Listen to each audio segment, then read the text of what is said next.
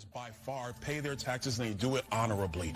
What House Republicans and frankly the Republican Party is concerned about is having IRS agents go after middle-class families and small business owners. When you have that many more agents, it's not to go after the rich. It's to go after the middle class. That's what it's for. So if you're paying what you're supposed to pay, then you should have nothing to fear. You would make the assumption that IRS audits are up, that they're putting out more liens on the American people. That's not true. That data's not there.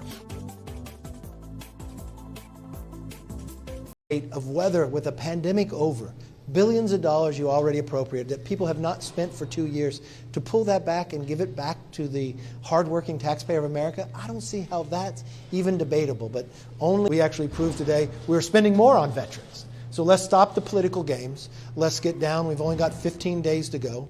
And let's be serious about this. And he agreed with that tactic, yes. Curve inflation. We all know how inflation created in America. Democrats spent $6 trillion more dollars. Every economist will tell you, everybody warned us about it. Much decreased benefits now, and then food prices are higher than they've ever been. So they literally sit in line for hours for food.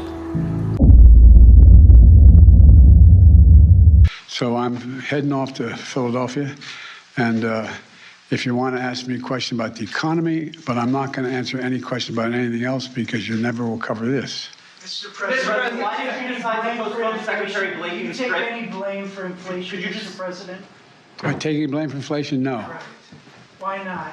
Because it was already there when I got here, man. Remember what the economy was like when I got here? Jobs were hemorrhaging. Inflation was rising. We weren't manufacturing a damn thing here. We were in real economic difficulty.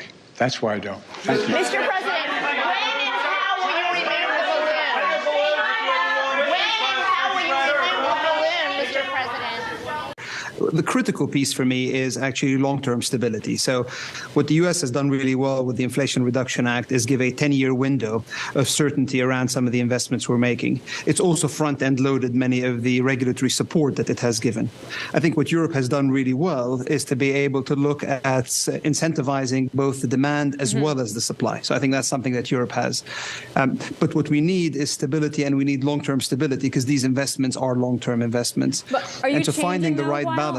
Are you? You said already, I've done my part. Do you think that if there is a breach, nobody will blame you?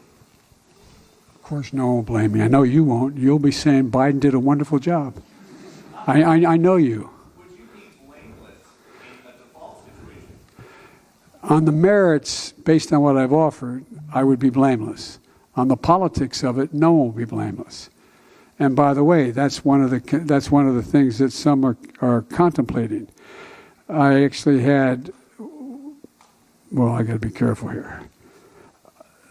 I think there are some MAGA Republicans in the House who know the damage that it would do to the economy.